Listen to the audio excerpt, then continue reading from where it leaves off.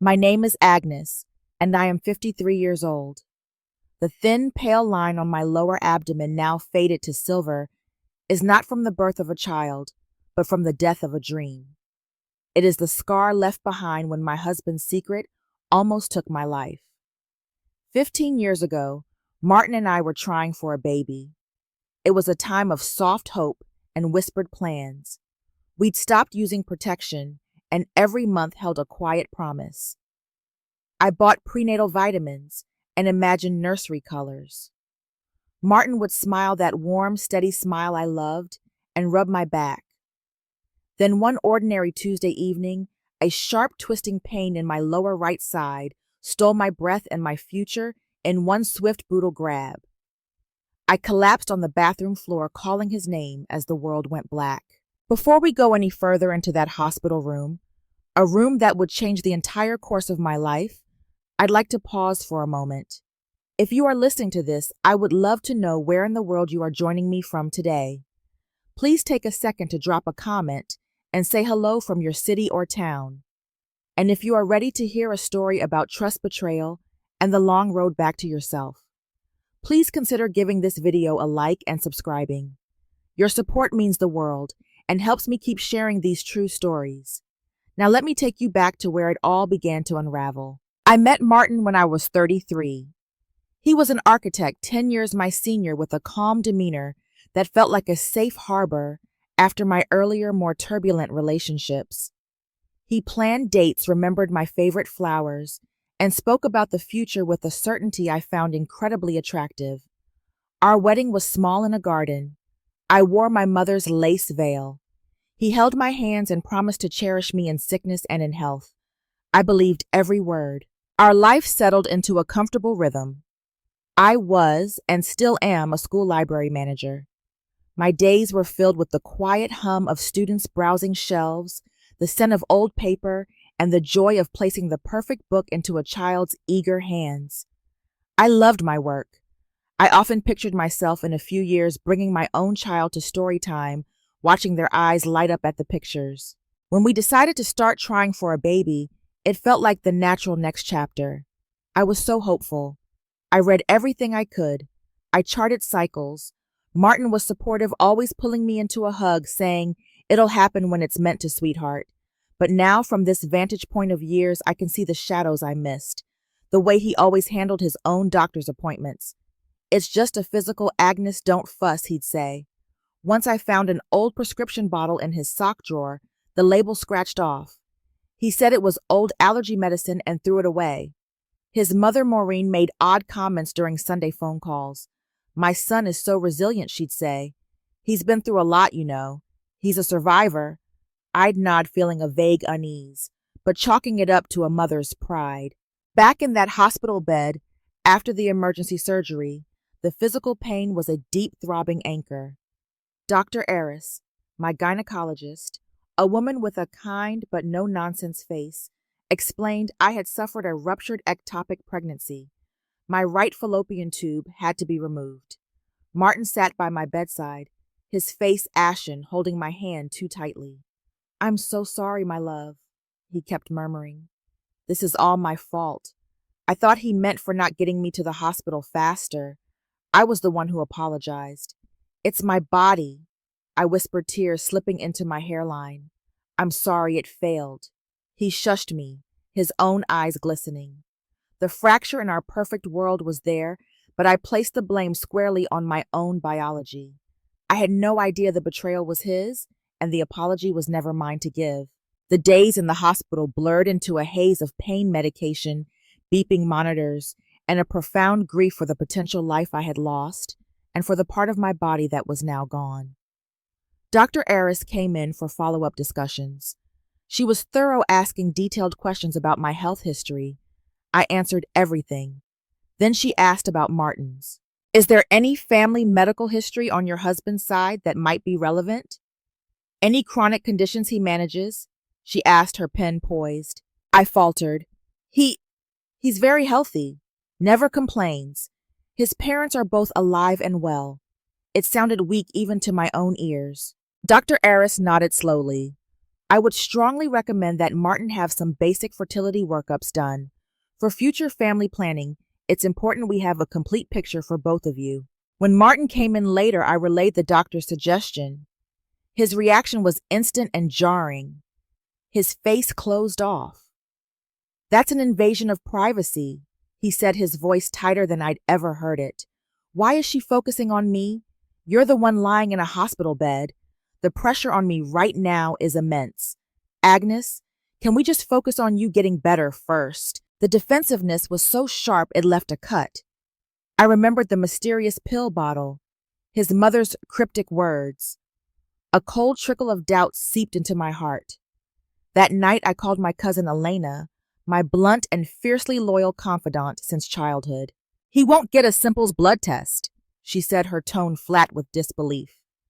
"Agnes, that doesn't add up. A man who loves his wife would walk over hot coals to help her understand what happened. A blood test is not hot coals. Something's off." Martin's subsequent behavior was a study in overcompensation. He brought elaborate bouquets, new novels, my favorite coconut yogurt. But his eyes would dart away from mine when we talked. His touch felt rehearsed. From my propped-up position in that hospital bed, I began to study him like a strange specimen. The man I had shared a home with for 5 years suddenly seemed like a puzzle with missing pieces. It was Elena who gave me the courage for my first active step. "Ask the doctor straight out," she urged. "Stop hinting. Just ask." The next time Dr. Aris made her rounds, I waited until Martin had stepped out for coffee. My heart hammered against my ribs. "Dr. Aris," I began, my voice surprisingly steady. "From a medical standpoint, could anything from my husband's side have contributed to my ectopic pregnancy?" The doctor stopped writing on her chart. She looked at me, really looked at me for a long moment. I saw a flicker of professional caution, then something softer, almost pitying. "Mrs. Thorne," she said, gently lowering her voice, "sometimes untreated or chronic pelvic infections, which can be caused by certain sexually transmitted infections, create scarring and damage that significantly increase the risk of an ectopic pregnancy.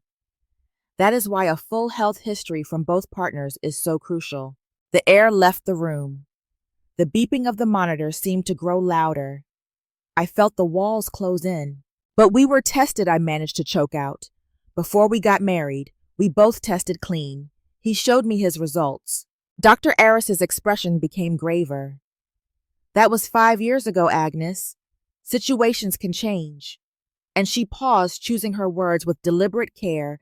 "Some infections can be asymptomatic for long periods in men, or a history of them may not be fully disclosed." The word disclosed hung in the air, ugly and accusatory. When Martin returned, clutching 2 paper cups of coffee, the atmosphere in the room had shifted. He felt it immediately. He set the cups down, his smile strained. "Everything okay?" I looked at him, this man I loved, and for the first time I saw a stranger capable of deception. The pain medication fog was gone, burned away by a clarifying terror. "Martin," I said, my voice trembling but clear, "I need the truth. Right now. Do you have any health issues you have never told me about? Anything at all?" He blinked. "What? No. Of course not. What's this about?" He turned to Dr. Aris, a flush of anger rising on his neck. "What have you been saying to her?" "I'm saying what medicine indicates," Dr. Aris said calmly. "Your wife has a right to understand all the factors that led to her life-threatening condition." "This is ridiculous," Martin exploded, but it was a performance brittle and transparent. "You're trying to blame me for this, after what she's been through." He reached for my hand, but I pulled it back, tucking it under the hospital sheet. That small rejection broke his facade. His shoulders slumped. He sank into the visitor's chair, burying his face in his hands. For a full minute, the only sound was his ragged breathing. Then the confession began to spill out, halting and stained with shame. Years before he met me, he had been in a long-term relationship. He had been diagnosed with a chronic non-viral male reproductive tract infection. It was manageable, but not always curable, could affect sperm quality, and carried a risk of transmission. He'd had treatment, but it was persistent. When we decided to get married and did our premarital screenings, he was terrified. He was so afraid I would leave him if I knew. So he fabricated his test results. He presented me with a clean bill of health that was a complete lie. He told himself it was under control, that it wouldn't matter, that love would conquer it. The room tilted. His words were physical blows. The trust, the future, the family I dreamed of, it all shattered into a million sharp pieces. The physical pain from my surgery was a dull ache compared to this visceral tearing agony in my chest. You lied. My voice was a raw whisper. You lied to me for 5 years. You let me think my body was broken when you... I couldn't even say it. He wept, reaching for me. I'm sorry, Agnes. I'm so sorry. I was scared. I didn't think it would hurt you. The noise drew a nurse. Dr. Aris intervened firmly. Mr. Thorne, I think you should leave now. Your wife needs rest. She guided him, protesting weakly, out of the room. When the door clicked shut, she turned to me.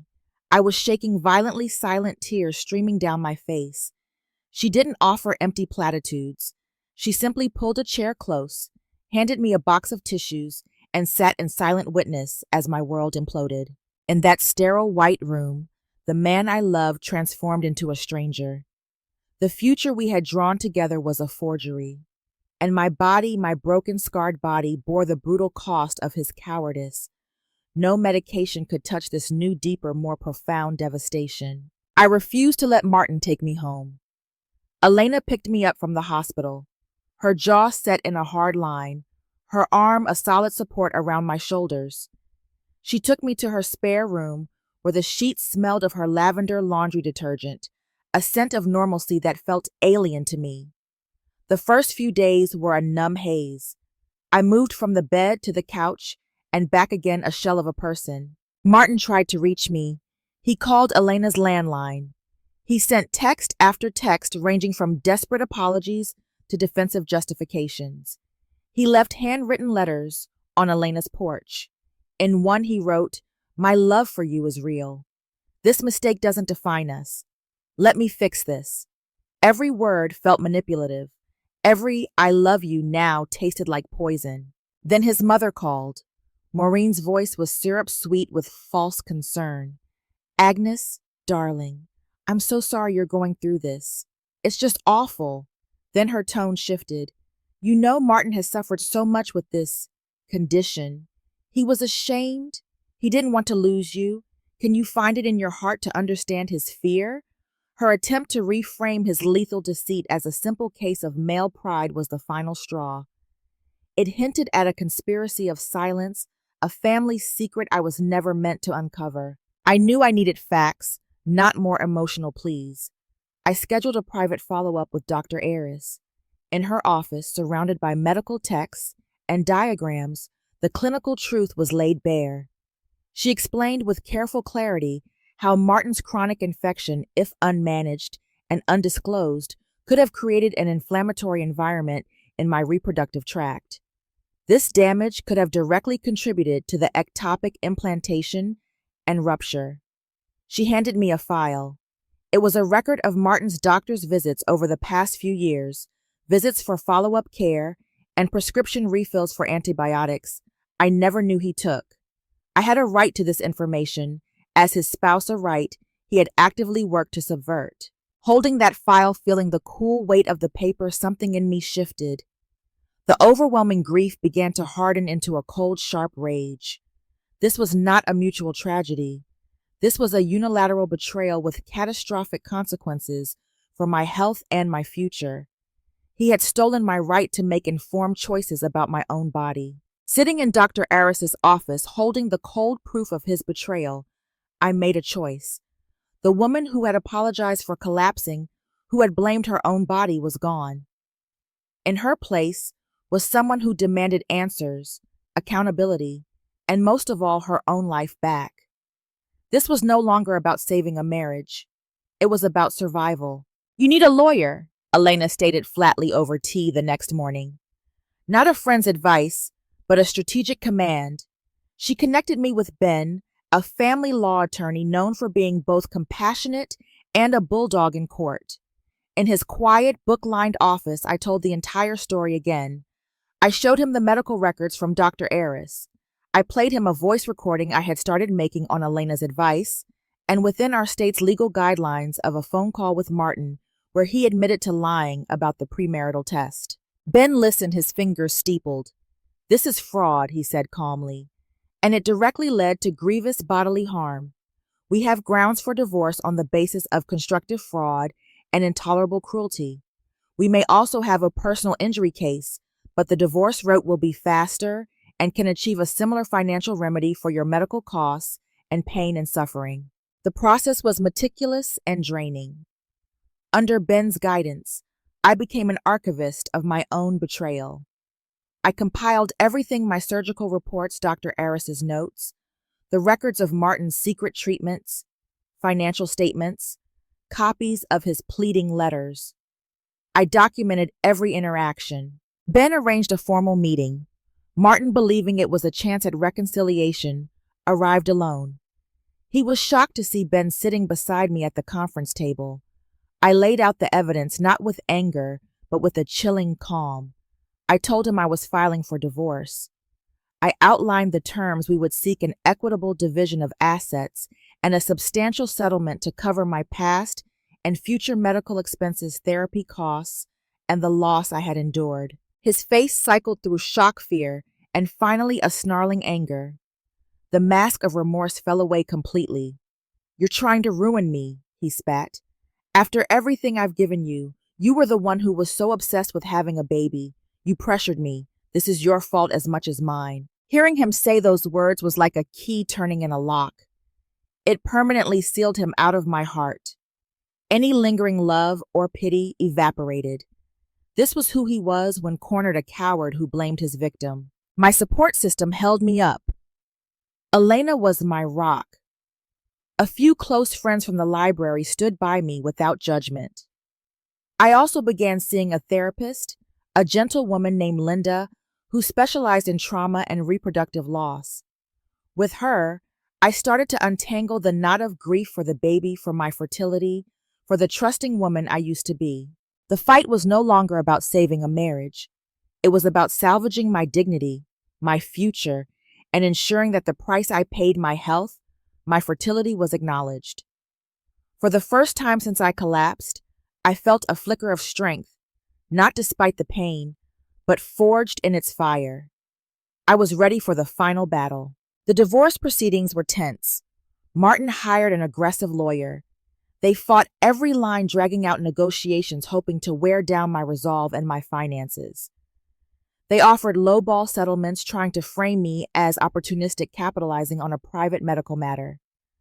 Ben was unflappable. He countered every move. During a particularly frustrating stalemate, Ben proposed a new tactic. "We shift the leverage," he said. "We make it clear that if we cannot reach a fair settlement privately, we will be forced to file a detailed motion with the court. That motion will outline the full scope of his deception and the resulting harm. It will become a public record, accessible to anyone.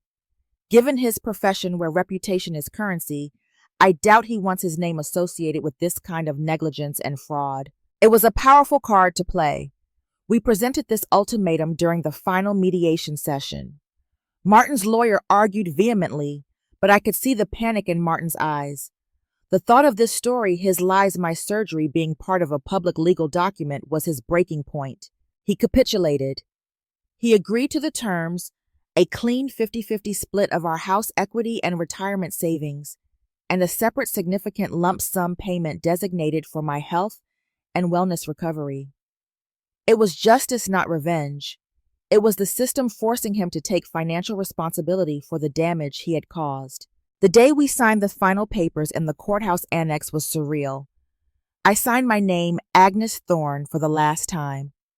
There was no victory dance, only a profound and weary emptiness, followed by a sensation of incredible lightness, as if a boulder had been lifted from my chest. We walked out into the crisp autumn air. Martin lingered on the steps, his face drawn. "Agnes?" He started, perhaps one last attempt at some manufactured closure. I turned and looked at him. I felt nothing. No hate, No love, not even pity, just a vast, calm indifference. Goodbye, Martin, I said. My voice was flat final. Then I turned my back, walked to Elena's waiting car, and did not look back. Walking away from that courthouse, the autumn sun felt warm on my skin for the first time in months. The legal battle was over, but the war for my own soul was just beginning. And for the first time, I truly believed I could win it. I was free. Healing did not happen overnight. It was a slow, deliberate reconstruction. I moved into a small, sunny apartment with windows that looked out onto a grove of oak trees. I threw myself into my work at the school library with renewed purpose. I started a weekly read-aloud program for the kindergartners, finding a deep, unexpected solace in their wonder and their sticky-fingered hugs. I was nurturing young minds, and in doing so, I began to nurture my own. The grief for the child I would never have was a separate journey. With Linda, my therapist, I learned to mourn that loss fully, to give it a name and a space in my heart. She helped me understand that my worth was not tied to motherhood. I joined a support group for women facing involuntary childlessness. Hearing other stories different from mine, but rooted in similar loss, made me feel less alone. I slowly opened myself to the idea that a family could be built in many ways, through deep friendships, through community, through the love I could offer the world. The scar on my abdomen faded from an angry red to a soft silver line. I touch it sometimes not with sadness, but as a reminder of what I survived. I learned the hardest lesson of my life. Trust is not a blanket you wrap yourself in for warmth. It's a bridge you build plank by plank with honesty. And when someone deliberately removes planks and tells you to keep walking, the fall is not your failure. My body did not betray me. It sounded the alarm that my heart had ignored for too long. Today at 53, my life is peaceful. I still manage the library. I have a gentle, kind relationship with a man named David, a history teacher who loves birdwatching and bad puns. Our foundation is radical honesty. We talk about everything, especially the hard things. There is no pressure for a future we haven't openly designed together. If you are listening to this and you feel your own ground shaking beneath you, whether from a lie, a betrayal, or a loss that seems too big to bear, I want you to know this. Your survival is not just possible. It can become your greatest strength. The path back to yourself begins with one honest look at the truth, no matter how painful it is to see. You have the right to demand safety, respect, and truth in your closest relationships. You are worth that. This was my story. Now, I would love to hear from you. Did this resonate with your own experiences? Have you ever had to rebuild your trust after it was broken? Please share your thoughts or just say hello in the comments below. I read every single one. If this story touched you, please give it a like. It lets me know this kind of honest sharing matters. And if you want to join me for more real stories about overcoming life's deepest challenges, please consider subscribing and hitting the notification bell so you don't miss the next chapter. Thank you from the bottom of my heart for listening. Be kind to yourselves, and remember your truth is your foundation. Build it strong.